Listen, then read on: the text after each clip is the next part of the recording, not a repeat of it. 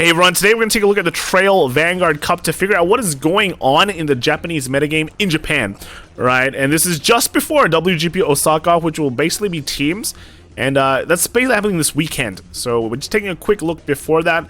Bear in mind, this Vanguard Cup is singles, so there were 90 people who joined, and it was just all 1v1, no teams. There was actually a diversity cut, but it was cut as X2, so I think there's like 2 or maybe 3 people that made it. Much more similar to what we do here in the West, where all the X1s will make it in regardless of what deck. They just confirmed into top cut. And then the only few X2s that make it in are kind of like, the highest resistance. They just went with diversity. Which will kind of, reflect in some of the results, but not in the greatest scheme of things. Now, we do have results already from around the world on what has been doing well, right? So like Hong Kong and I think Malaysia, for example, there were quite good decks like Wallista popping up. That was basically the main deal, right, coming out of the festival collection booster. But the thing is, Gandiva is still very, very strong, and we're entering like a meta where a lot of Gandiva's bad matchups kind of disappear. So we'll take a look. So first off, this is in the Swiss rounds. Basically the most number of people brought Gandiva, and Jet is still a thing. Jet is still 11 out of the 90 people took Jet. Then Ebisu, considered the best deck by in the previous format, pre-festival collection, and Wallista is the new up and rising star that is doing well. And then there was actually some avant-gardes, and the rest were just whatevers, right? They were the extra. So notably, Ava is just not here. It used to be the best deck, and now it's not a deck.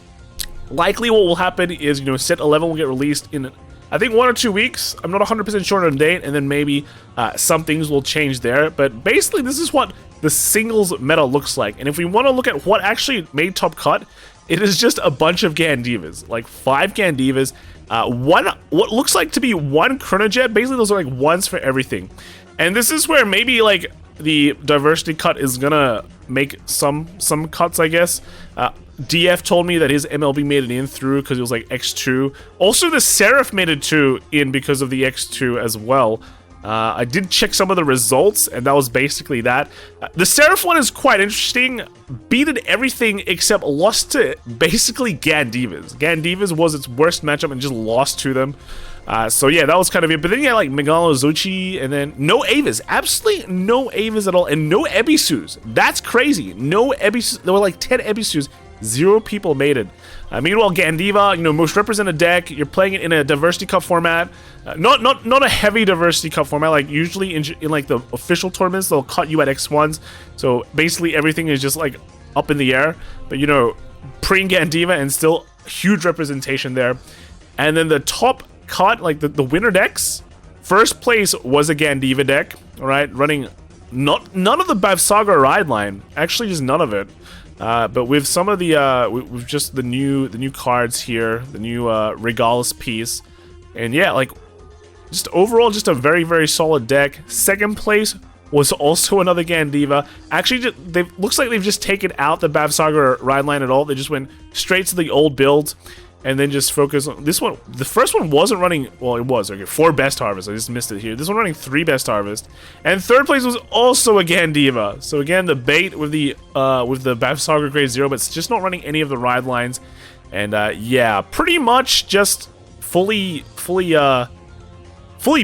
Like a very normal deck. Actually, looking at some of these builds, I think the first person wasn't running the Sanctitude. So no Sanctitude for first place. Because it does kind of conflict with the Regalis, but then the other guys weren't running the Regalia as well. So pretty interesting. None of the you thought like you'd run the pieces, but just nothing there. So top 3 all Gandiva, and then 4th place we finally see some Leonord, and this was just Leonord masks finally doing something in the current metagame versus before where it did nothing. Running the new, the other Regalis piece as well that calls grade 3s. So, yeah, pretty cool.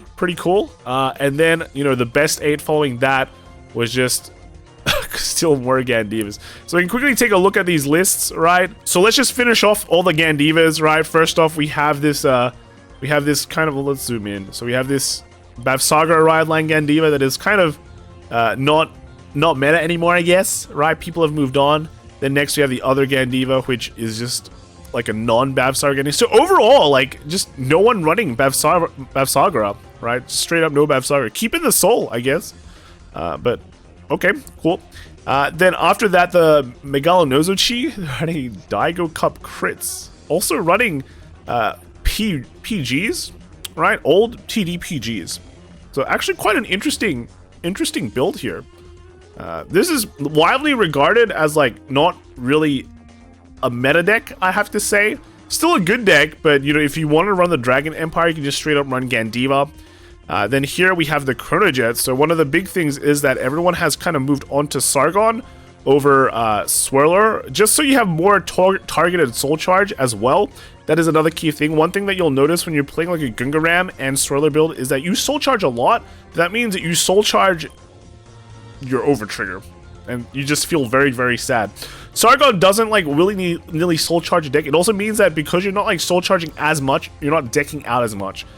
Which is pretty good. Allows your early game to be better because you have like an on-hit pressure that can then you can abuse of either Gungaram or what you call it, a Gi, right?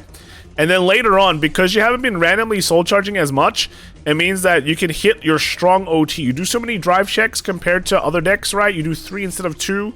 Sometimes you do 5 when it's next stage. It just makes it so you can hit your red OT, which is like pretty much, which is pretty good. And then just kind of get an extra attack and kind of close that game. So overall, this is basically where Chronojet has been moving to. I know all the people who have been on the Sargon line is now celebrating because, you know, it's actually been a while. Like, I've been looking at the previous deck list, like ever since Daivangasai as well. You know, Swirler has basically just been phased out. Everyone has been moving on to Sargon, which is very, very interesting. Right? Very interesting meta shift, but Chronojet still doing well, right? Even though it only made 1 in top 8, right? But still considered to be a best thing. Like, if you look at before as well, look at this. No Messiahs, right? No Messiah. Messiah is just a deck that doesn't exist anymore. So, you know, Chronojet, the king of Stride. Messiah, not so much. Moving on, let's take a look at this Seraph deck. So this Seraph is interesting, and that's running some of the new grade 3, right? It's cool. Creates extra prison. I think the main thing here is that the buffs come from having the new grade 3 Regala speeds that will let you search for a grade 4, and also because Ava doesn't really exist anymore. Everyone's kind of moving onto other decks. So this, like, one of the bad matchups for this deck just got eliminated, right? You're not facing that bad matchup anymore. While, like, let's say you get paired to something like a Wallista, they draw quite a decent amount. They don't really have much counter charge. You can lock them pretty well. So in terms of like matchup-wise, Seraph lost a bad matchup and kind of gained a half decent matchup. Although, like, you know, it can still get rushed. So it's not like it's terrible, but, you know, at some point, usually at some point, you get to a point where you like lock down your opponent, you know, you start getting a lot of hand, your hand size becomes good. That's when you're like feeling good and you can just continually just lock your opponent down and they can't really do much. And that's the life, that's the Seraph life, you know, that's the Seraph life. So interesting that this one, someone actually decided to bring it and it did okay. The main loss was just to Gandiva, right? Because at some point they just continuously gain that power and you can't deal with it. Life sucks, right? And then next is, oh no, this is just, I just accidentally clicked that. Next I have a PBO list. Just this one, I think PBO has just been popping up, you know, once in a while, right? It just always pops up. It is strong deck. Running a red OT.